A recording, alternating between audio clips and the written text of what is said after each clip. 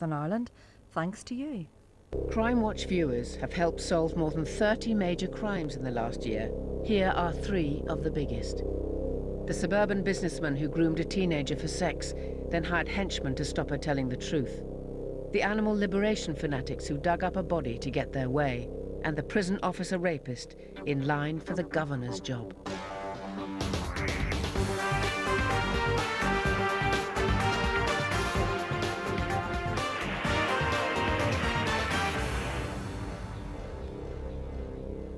Five rapes, 7 attempted abductions, 3 girls sexually assaulted. 1 man did them all. 1 call to Crimewatch nailed him.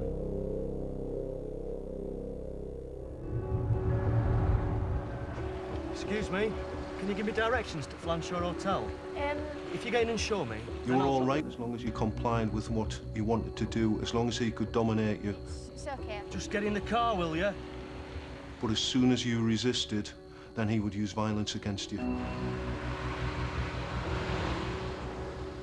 He asked me to pull my trousers down and lift my top up and everything, and then he started touching me. He says, if you don't listen to me, then I will hurt you and I'll kill you. Still now, it's still upsetting to know it's your daughter. You know, somebody's got her and done what he's done to her. She was 4'6" at the time.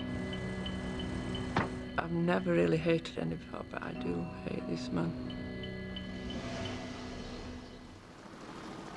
It began on New Year's Eve 2004 when I received a call that a young 12-year-old girl had been abducted from the Batley Road area of Wakefield. It became apparent that we had certainly 3 linked offences. From the descriptions that the young girls were able to give us, and we were able to piece together a profile of what we thought our suspect looked like. From the girls' descriptions, the police made an e-fit of a white male between 25 and 35. He was said to have a fat head, 1 gold and 1 missing tooth. He often posed as a policeman and drove a silver car. That still left nearly 250,000 potential suspects. With so little to go on, West Yorkshire Police called on Crimewatch in April last year. Is he right speaking? Yeah, he's not in the office. When our appeal went out in Crimewatch, we had 175 calls, which was a fantastic response. Can she describe the vehicle that was involved? Amongst those 175 names were probably 25 people who were actually serving police officers, prison officers, security guards. The key element to a lot of the offences was Batley Road, which runs from Wakefield Prison out of Wakefield. And out of the dozen or so prison officers on my list, I interviewed 5 until I came up to John Hall's name. I told him what it was about and said, look, it's routine, but we're basically having to speak to people who've come into our inquiry. He said, well, I've got an interview this afternoon. It's a governor's interview, so I'm available this morning. John David Hall lived just 3 miles from Wakefield Prison. Every day he used the Batley Road to get to work. He agreed to be interviewed at his house. He invited me in and led the way into a dining room. So I sat myself down at the table and got my papers out, and straight away he sat himself at the head of the table and looked very imposing. He said, how have I come into this inquiry? And I explained that, well, the fact that you're a prison officer and you live in the location, the offences, who had access to a uniform.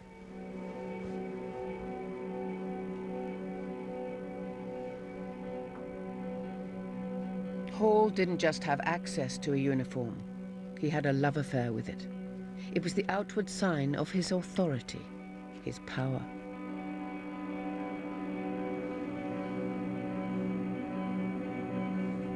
His father had been a respected prison governor, and Hall followed him into the prison service when he was 20. He was ambitious and rose to become principal officer of Wakefield Prison. He was responsible for designing prison security systems for a jail housing child killers Robert Black, Roy Whiting, and Ian Huntley. He had this huge head, fat head. Asked him about his teeth. He says he's got a gold tooth, showed me it. And if he'd got a tooth missing, and he pulled the top plate down, one of his front upper teeth was missing. So I'm thinking, yeah, this is going well. I then asked him about 3 particular days The first was New Year's Eve, 2004. A 12-year-old girl was walking along Batley Road when a car pulled up alongside her. The driver posed as a police officer. He told the girl that if she didn't get into the car, he'd make her. She was driven to an unused road called Stony Lane, under junction 41 of the M1. He ordered her to undress, then sexually assaulted her. He asked me if he could go get his diary, and he disappeared for a few minutes and came back with the diary and said, yeah, it was definitely working an early shift. And I remember now, he says, I felt unwell and I made my excuses and I went. I said, what time do you get home? He said, about midday. The next date was the 12th of November, 2004. A 14-year-old girl was waiting at a bus stop on Batley Road when a car pulled up alongside her.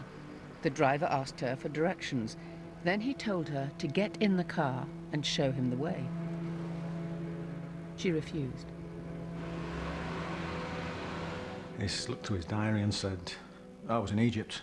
You were on holiday. Can you tell me when you went to your holiday? And he said, we went on the 3rd and came back on the 12th. I said, well, the 12th's the key date, so what time did you come back? And he said, the early hours. So I said, the rest of the day you didn't go back to work? And no, I didn't go back to work that day.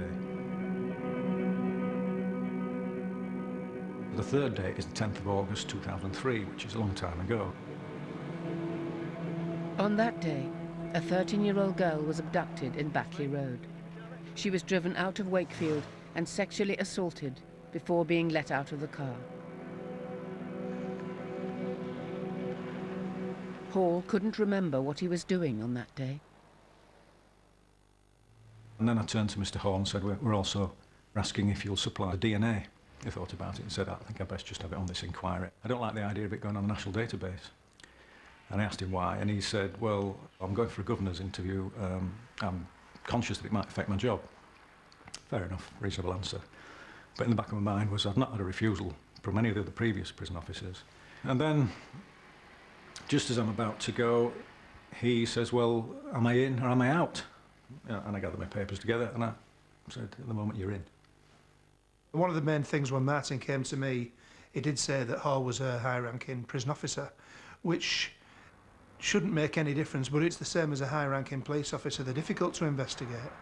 They're very well protected by their own organisations, and if we go in with a non-sensitive or a non-diplomatic approach, then we can ruin somebody's career. Hall's fellow prison officers said he was one of the most popular and likeable characters you could ever wish to meet. His leaving party before coming to Wakefield was the biggest officers remembered. I really interrogated Martin and said, look, you prove it to me why you think that Hall was the person involved in this offence. Firstly, he's a prison officer. Yeah. He's got a fat face, clean shaven, glasses, has a gold tooth and a missing tooth. And he has a silver Peugeot, and there's no alibi for the relevant dates. The board was very one-sided, but it could still draw a blank with a jury. The evidence was purely circumstantial. There was no evidence at that stage. There was nothing, no evidence at all. The last offence committed on the New Year's Eve of 2004 was against a 12-year-old girl. There was no physical evidence, there was no fingerprints, there was no DNA.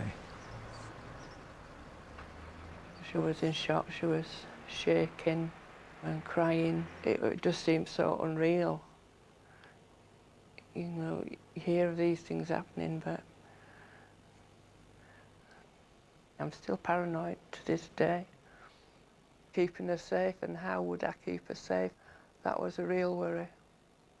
I even put pots and pans at my back doors in case anybody tried to come, because she couldn't remember whether she'd given him his address or he'd tried to make her give her his address. And so I was terrified.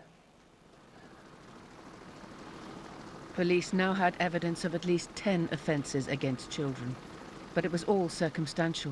They had to dig deeper. His only previous mention on police records was back in November 1997, when he was eliminated from an allegation of rape made by a 17-year-old female. The teenager was living in a children's home. In November 97, Hall pulled up in his van and asked if she'd go for a drink with him. She'd seen him around Leeds and agreed. He gave a false name and took her to the house he shared with his first wife. He asked her to wait for him while he changed. Instead, he attacked her. He said, "Get upstairs." I said, "No, please, don't." I was crying and pleading with him, but he just said, "Shut up, you know the consequences." He then raped me. The following day, Hall was arrested on suspicion of a stranger rape. He told the police it was consensual. This time he got away with it, but it didn't wash with his wife. We spoke about the arrest in November 97, and she said then that it was a family friend that represented him, and he was able to tell her the content of the statement this woman gave to the police. And it was clear that this woman had been to the house, she'd been upstairs in the bedroom. She described the Winnie the Pooh hot water bottle on the bed, and she'd made her mind up then. She rang her mother and said, "I've had enough of him, that's it, I'm out of here." Police then discovered another allegation of rape against Hall from the same year. He had tricked his way into a 19-year-old's flat, saying he wanted to use the toilet. I was stood in the living room. He's come back through, I was stood near the fire, and he's walked towards the door. I thought he was leaving, but he didn't. He locked the door and put the key. So I asked him what he was doing, and I asked him if I could have my key back, please. Next thing, I was on the floor with my underwear down. When he was laid on top of me, it felt like I was sinking in, because he was that big and heavy on me. I just couldn't move. We decided to arrest him for the 10 abductions of children. The main issue here being that on the 1st of July last year, the rules regarding obtaining DNA changed from being one of on charge, after charge, to being on arrest. And in the early hours of the morning, I met him outside his front door. He was on his way to work. Told him he was arrested for 10 offences of child abduction and indecent assault, and he turned to jelly, absolute jelly, and started rocking back on his feet. And when he was being booked in, he'd got his cocky head back on and said, "I'm not going in any cell." And the duty sergeant rolled his sleeves up and said, "Right, Dave, let's..." And he said, okay, you know, I'll go. You know, he's good at putting on this front, but inside he's weak as jelly. Hall was asked to give his account of the child abductions and rapes back in '97. Forgive me flipping a little bit, but I'm getting, you know, I mean, I've told you all I know. I've told you, I've tried to help you, and you're asking me again the passage of time about these incidents, and I've told you all I know. And what I told you about that incident was that I had sex with a girl in Belle Isle, not forced, completely consensual. Although he was a prisoner, it was what he was used to. He was used to working in confined environments, working with people who were under arrest. And it wasn't long before he was trying to boss and tell the police officers who were dealing with him what to do. You don't lift me in my uniform and then bang me in front of a load of people down there. What do you think I'm going to do? Run off? Hall's arrogance came from years of getting his way. He's said to have watched the Crimewatch appeal and told fellow officers they'll never catch him. He's too smart for them.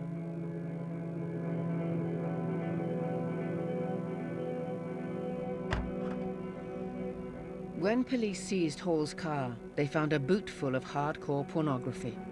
Sexual images of children as young as 4 were found on his home computer. Hall had tried to delete these after seeing the Crimewatch appeal.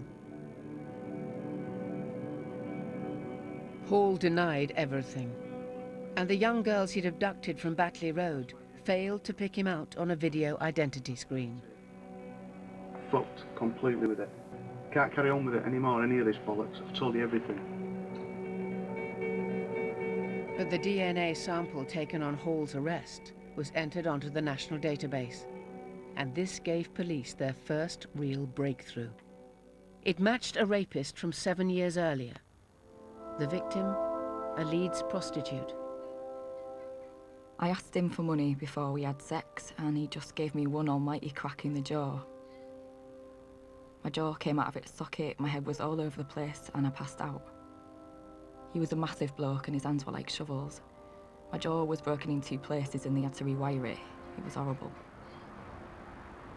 When I came round, he was on top of me, raping me. He was smiling. But Hall's arrogance had got the better of him. He ejaculated in a condom and I saw him throw it away. Later I showed the police where it was and they took it. I have had no involvement at all in this crime. None at all. Hall was re-arrested on suspicion of rape, but again he was released. His father put up the £100,000 bail. With all due respect, I've just no further comment. John David Hall portrays himself as being a respectable family man, a man with a career, a man with a future that everybody likes. We found the other side of John David Hall. We found this sexual predator, this paedophile, a guy who will stop at nothing to satisfy his own sexual appetites. He didn't bother to worry about the young women that he raped. He didn't bother to worry about the young girls' lives he's ruined. It's every mother's worst nightmare. I can't help thinking of how she must have felt in that car. And that death, that just doesn't go away.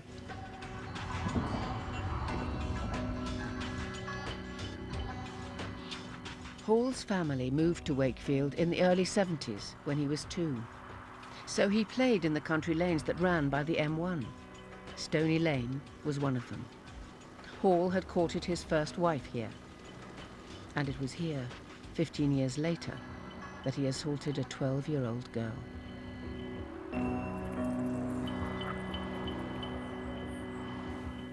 But Stony Lane was to leave its mark on Hall's car. Remember, police had started with 250,000 silver cars, but Hall's Peugeot 307 was unique. Soil samples from around the wheels were compared with those from the scene. They matched.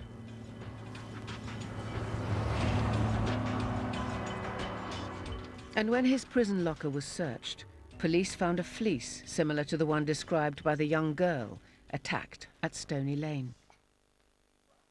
Fibres from it matched those found on the girl's underwear. Now, more victims came forward with horror stories about Hall.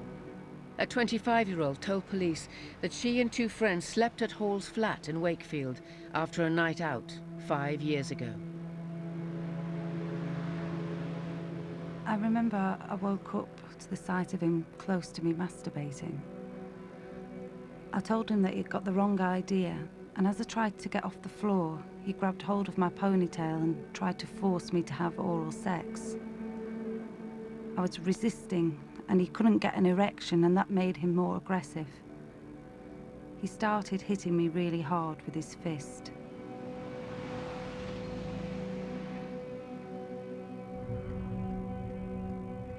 He's 2 men, you know, the front that he gives his friends, his family.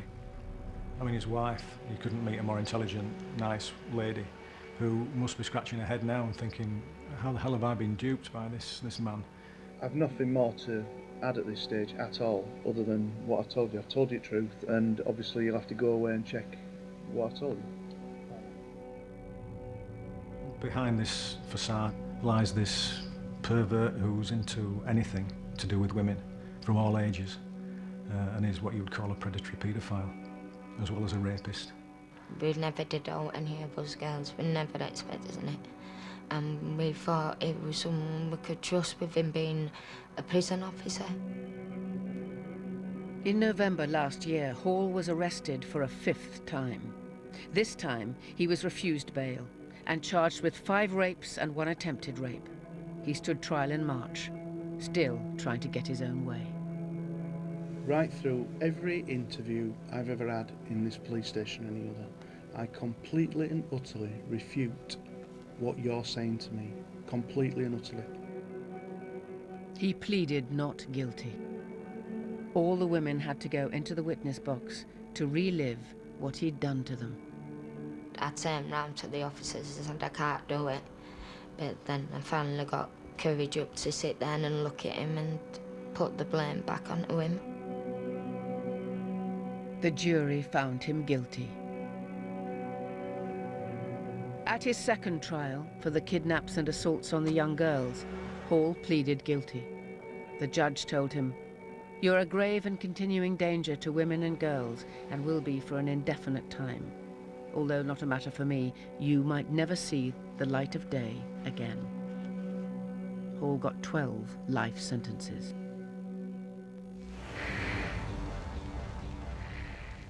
Now, a story that made news around the world, a gruesome crime, little heard of since Victorian times, body snatching.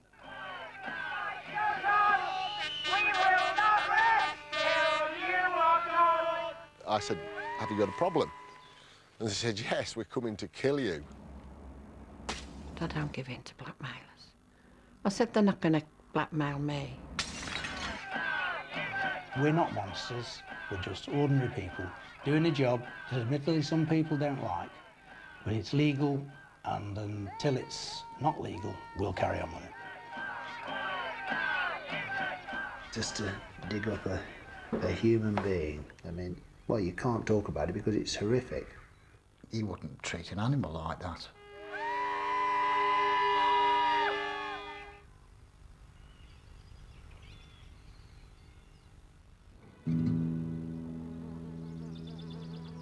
This is Newchurch in Staffordshire, known as Happy Valley. It's a gently winding vale along the county's eastern border.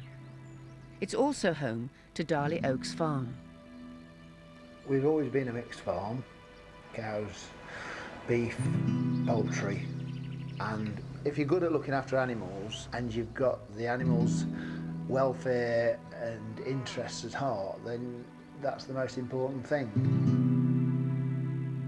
For 30 years, the Halls had bred guinea pigs for medical research. The animals will perform well if you look after them properly. We were producing the best guinea pigs in the country when we were actually forced out of business. Local councillor Peter Clamp remembers the day life changed for the villagers of Newchurch. It's a Sunday afternoon, and I remember this car pulling up with 4 people in it. They came across, and I said, "Have you got a problem?" And they said, "Yes, we're coming to kill you." One of them was dressed in a black cape and a scary mask, one of these scream masks. He said, "We're going to condemn you all because you love the guinea pig farm up the road." And at that time, I was aware that there was a farm, but I wasn't aware that there were guinea pigs. The following week, they came back with more. A group calling itself Save the Newchurch Guinea Pigs broke into Darley Oaks Farm. They filmed their midnight raid on camcorder. We were probably picked out because we would be weaker than the bigger companies, and they would think that we were an easy target. They stole 600 guinea pigs. A week after the raid, a large group of protesters gathered outside the farm. People die every day as the result of drugs tested on animals. Animals get sold into the vivisection industry where they're going to be mutilated and basically butchered to death for nothing more than profit. I'm certain that all the people here today do not want to cause any violence to life. Sometimes they came every day of the week, and sometimes it might have been 2 or 3 times on the same day. I mean, we had them camping out overnight as well at the bottom of the drive. If you can get everyone to keep moving that way. Kerry, calm yourself down. Kerry, calm yourself down and put your hands behind your back. You'll only make it worse. Put your arms behind your back. Put your arms behind your back, Kerry, now. Calm down. You pathetic. You're all pathetic.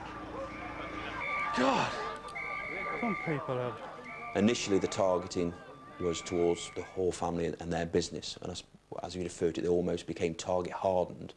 And so then you began to see a change of focus of who was victimised.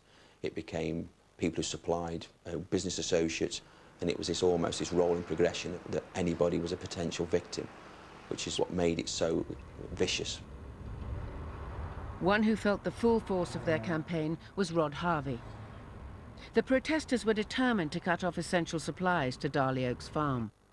We've come to speak to you about New Church Farm. We're giving you the chance to pull out before we start a big campaign of persistent regular demonstrations against you. Shouting through the letterbox, calling us all sorts of animal killers, animal murderers. I only deliver fuel. I never harm an animal. It's frightening when there's so many of them, you don't know what they're capable of. We had to stop all friends and family visiting because we never knew when they were going to turn up. We never knew what they were going to come up with next. Rod's wife Dot was also a target. We used to have packages through the door with powdered substances in, abusive mail, invitations to our own funerals. The worst one was the paedophile one with regard to Rod.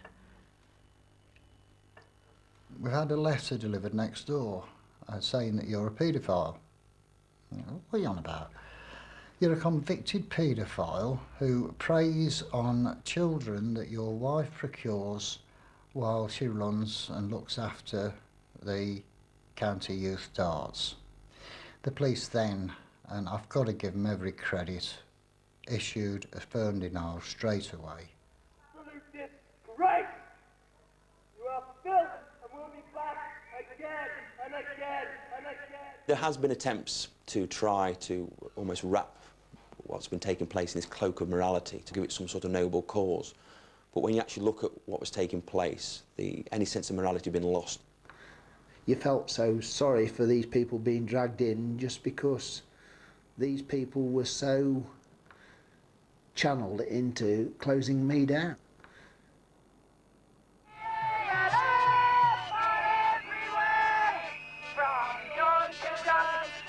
I personally won't rest until I know that all those sheds are knocked down and they're not going to be used again. There was a profound effect on the village where I lived and surrounding areas. People started to get worried, the media started to arrive, and there was lots and lots of violence.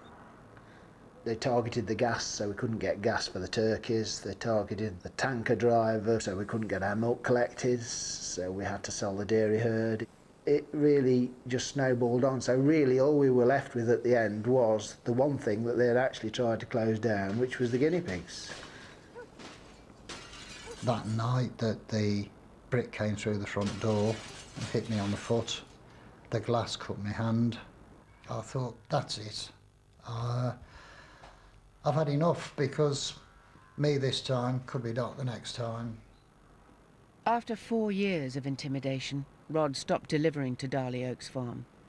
He was one of many businesses forced to sever all links with the Halls. The village was under attack. No one felt safe. The militants even buried their anger deep in the golf course where the Halls played. Then, in October 2004, the prolonged and vicious campaign took an unexpected turn. The police came up to me in the afternoon and said, we've got some bad news for you.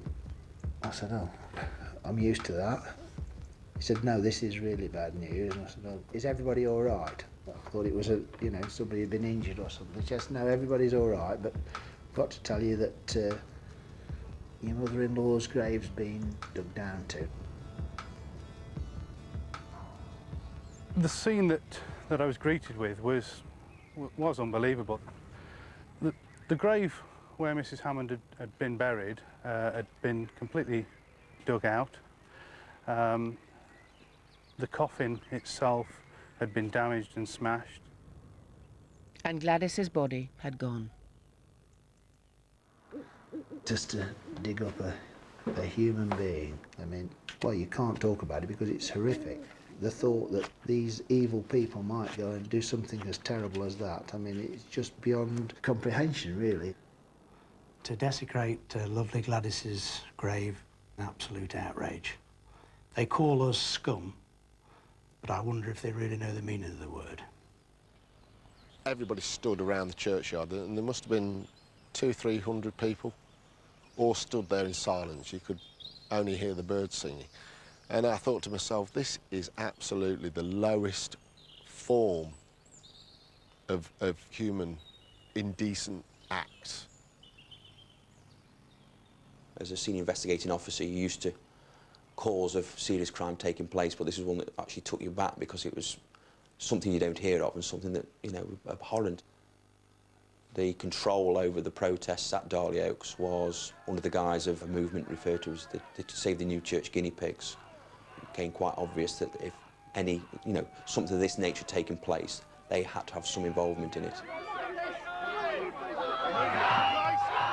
A couple of months after Gladys's body was taken, we got some letters, the authors of which had an intimate knowledge of the crime. These letters demanded the closure of the guinea-pig business in return for Gladys Hammond's body. It became obvious that it was furtherance of their blackmail to the halls, but to desecrate a grave, I mean, how can that be classed as protest? That's not a protest.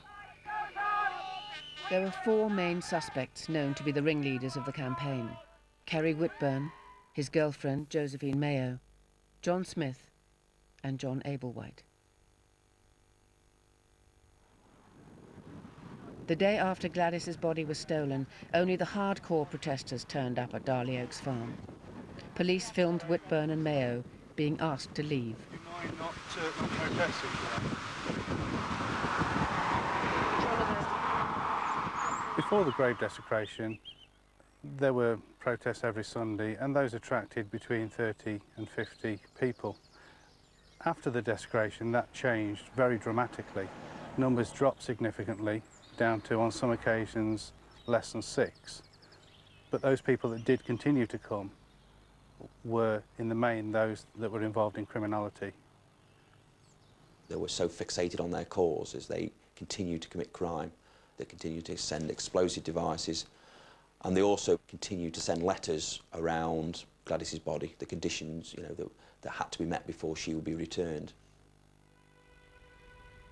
You don't give in easily to these sort of people, but at the end of the day, you do have to look at not what they were doing to me, but what they were doing to other people. And that's the thing that really I had no control over. The theft of Gladys Hammond's body proved to be the final straw. Farm breeding guinea pigs for medical research is forced to close by animal rights extremists.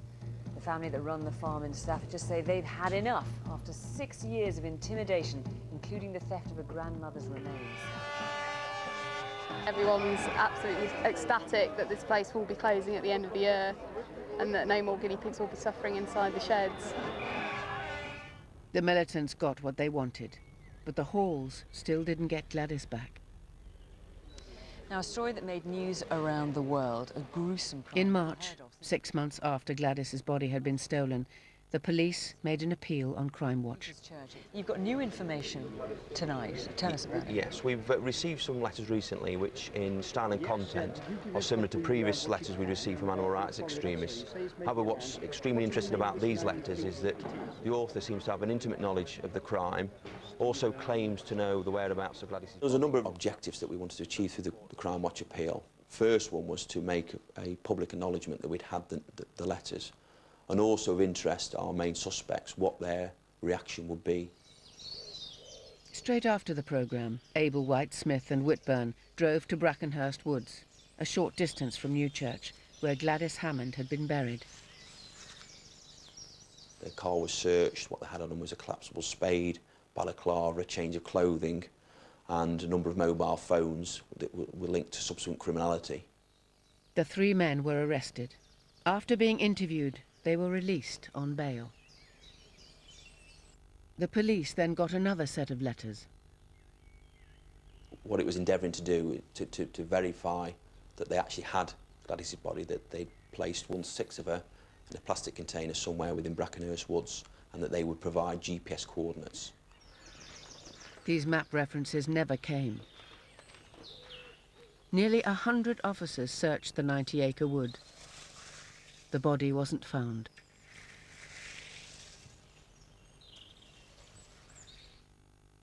Last September, Whitburn, Mayo, Ablewhite and Smith were arrested and charged with conspiracy to blackmail. I felt that they were just out-and-out criminals that weren't really animal rights people. They just wanted to make people's lives hell, and they did that through the animal rights movement because they thought that if it got to court, protecting animals is going to look a lot better than just being an out-and-out hooligan. In May, Josephine Mayo was jailed for 4 years. John Ablewhite, John Smith and Kerry Whitburn each got 12 years. I believe that they knew that they were going to get caught. The desecration was their bargaining stick, and I believe that to this day that they tried to bargain with the police for a more lenient sentence. John Smith was the one who finally revealed where Gladys Hammond's body had been hidden. The family held a second funeral. At the time I was saying they're worse than animals. I mean, you wouldn't treat an animal like that.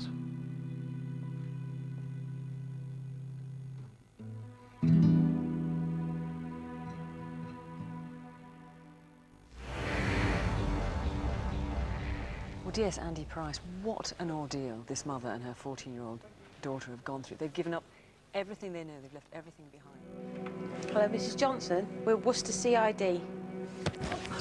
They talked about injecting my daughter with heroin. They told me that we'd be killed. A 14-year-old schoolgirl was befriended by a man in his 40s, and that came about by asking some of her friends if they knew anybody who would have sex with him. But I just really wanted to get them, like, done for this, and I think that's what made me get really angry. This is the worst case of attempting to pervert the course of justice I've ever dealt with. The level of violence used was unbelievable.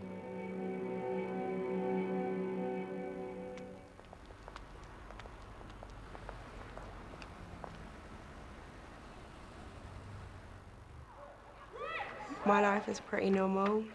Had a lot of friends. I like living in Worcester because I was never alone. I always had someone there. I am a single parent to 3 children. I never felt that I wanted to move away. I'd settled there and I was happy and the children were happy, and that was all that mattered.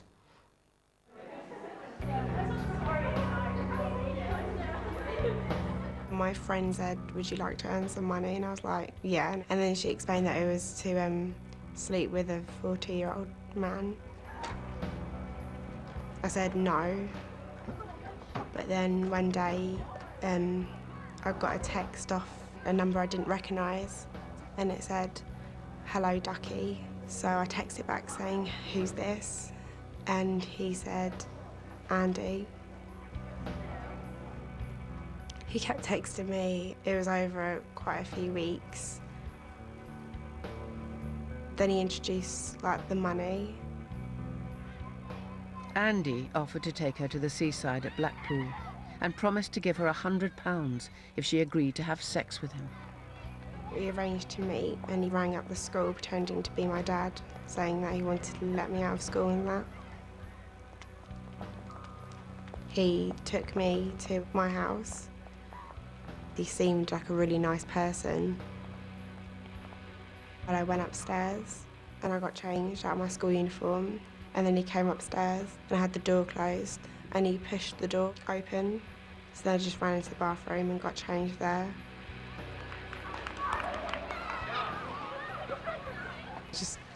kept getting texts just most days, and he kept making read suggestions. And I got really, really uncomfortable, and I just didn't tell anyone. I just wanted to keep it all a secret. For 5 weeks, Andy pursued her relentlessly. Finally, Jane made the brave move to tell her mother. She told me his name was Andrew Hall and that they had been communicating, and she didn't know how to get out of this situation. She asked me what was wrong, so I told her everything. And she was really understanding, and she told the police. Detective Sergeant Andy Price began the investigation into Hall's background. Andrew Hall, a man in his 40s, he lived around in this area. This is Norton, a fairly new private estate on the edge of Worcester, a very nice estate. He had an IT business, fairly young family, married.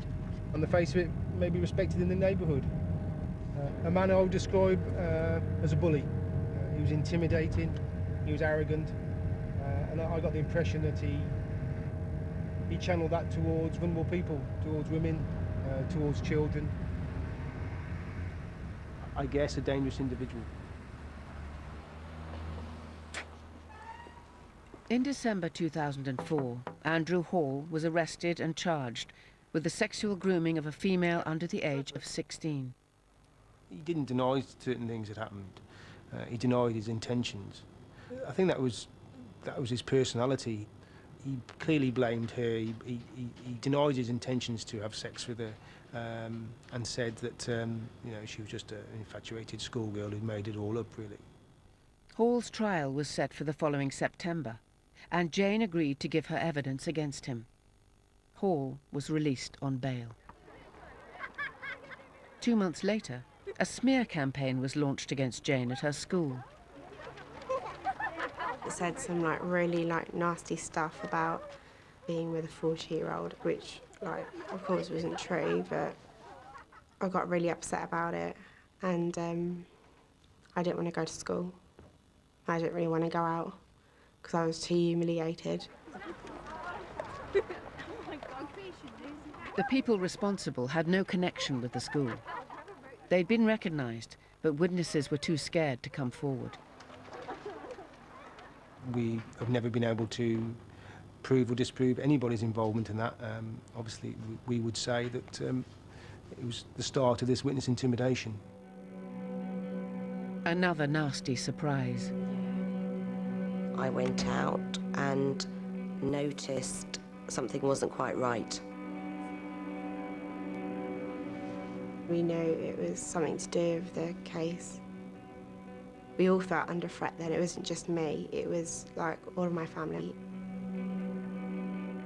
Mother and daughter were now under siege, but they couldn't see the enemy. When we first found out that we was going to trial, me and my mum were quite alright about it. I thought it'd just be over and done with. It wouldn't be a big thing. That when all the stuff started happening, it just seemed impossible for us to go because we didn't want any more trouble to happen to us.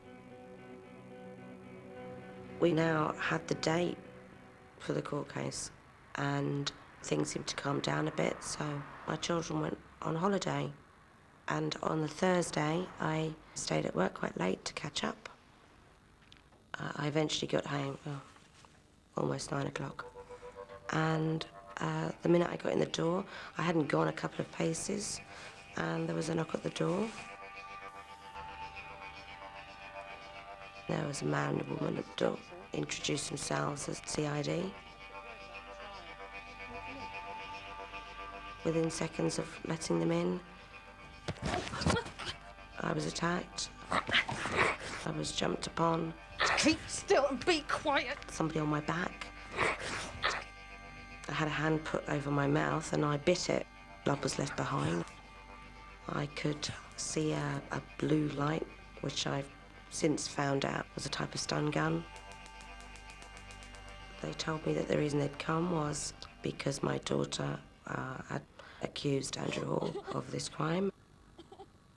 That she'd made a mistake, she was wrong, and that it had to be put right. They talked about injecting my daughter with heroin, and they told me that should we go to court, we'd be killed. They said that I wasn't to ring anybody, and that if I didn't comply, then there would be worse to follow. And then they left. 10 minutes after they left, she just sat there in a state of shock. She's been assaulted. The phone rings, a mobile phone rings, and a third person reiterates those threats. In fact, that person says, they're the nice guys, make sure you're not there. That was Andrew Hall. I went out halfway up my path, and my car was 10 feet away, but I couldn't get in my car. I was too frightened. But I knew I had to get out of my house, and after about an hour and a half, I went out to my back garden and lifted a large fence panel, crawled underneath it, and ran to my neighbour's house. The next day, her husband took me back into my house, where I gathered as many things as I could fit into my car, and I left. And I've never been back. It took 4 days for Jane's mother to build up the courage to call the police. He said, did I think I'd recognise these people? She could do better than that. After the car incident, she'd rigged up her own CCTV. And I said, I've brought the video with me. And here were the attackers for 5 million viewers to see. And I said, I've also got the clothing that I was wearing that has got the blood on it. Jane's mother had bitten her attacker, and blood sprayed onto her blouse. A DNA profile was made, but no match was found on the national database.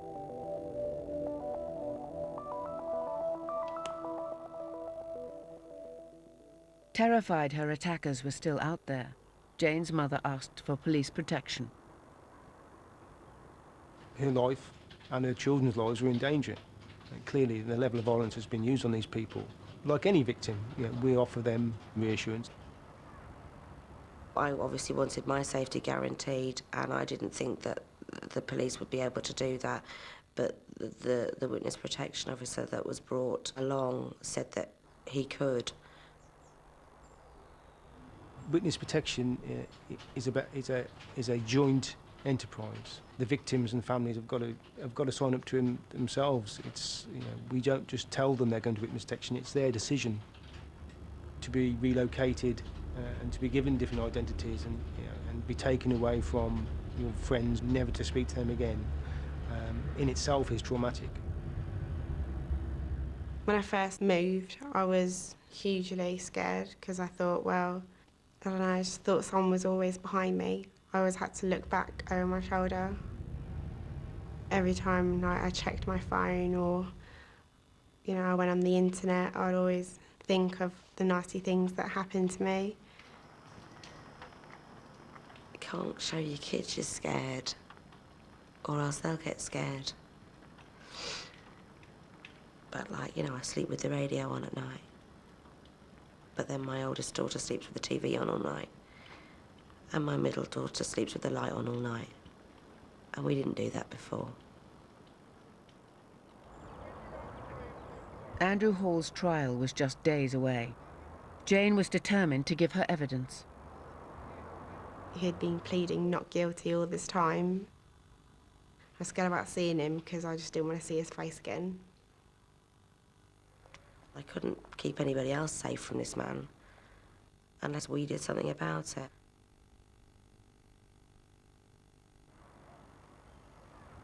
Nine months after Andrew Hall's arrest, he got his day in court. I'm told that Andrew Hall went to court thinking that all was going to be okay and that we had complied. But very soon he realised that we were actually there. He really had nowhere to go. Do you plead guilty or not guilty? Guilty. He was jailed on the grooming charge for 15 months. But detectives now had to prove he'd been behind the violence and the intimidation.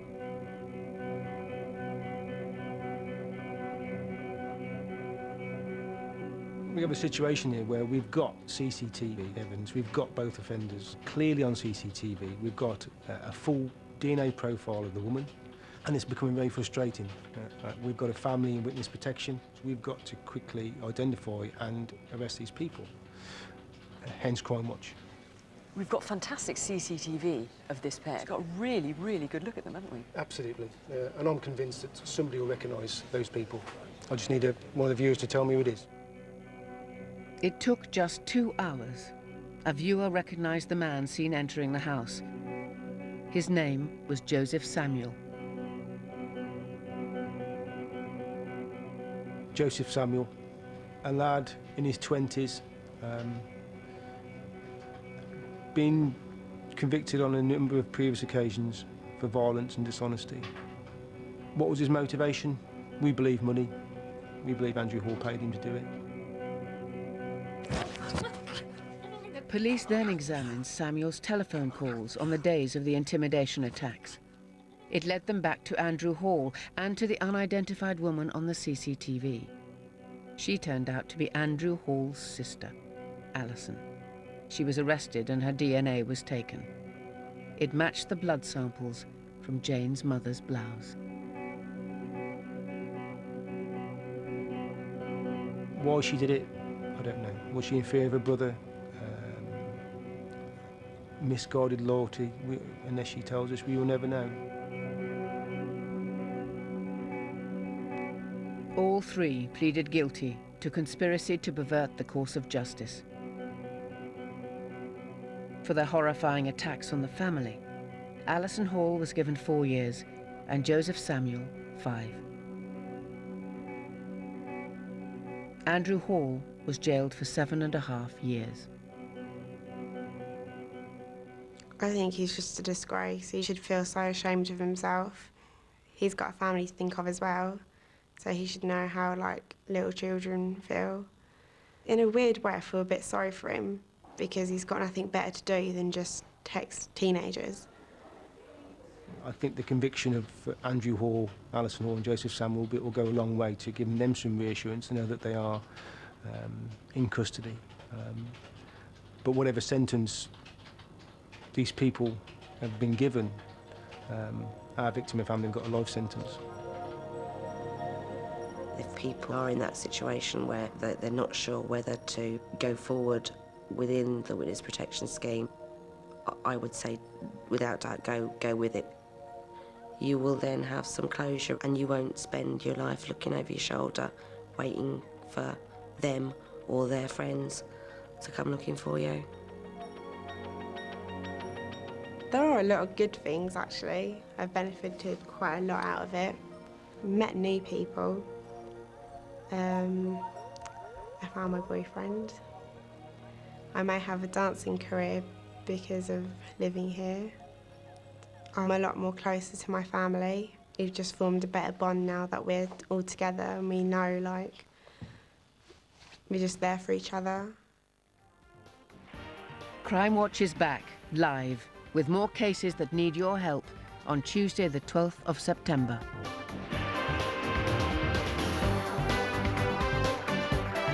Champions Chelsea are the visitors for Gareth Southgate's first home game in charge of Middlesbrough, and Manchester United defend their 17-year unbeaten record against Charlton. All of today's Premiership highlights with Match of the Day here on BBC One Northern Ireland after the news.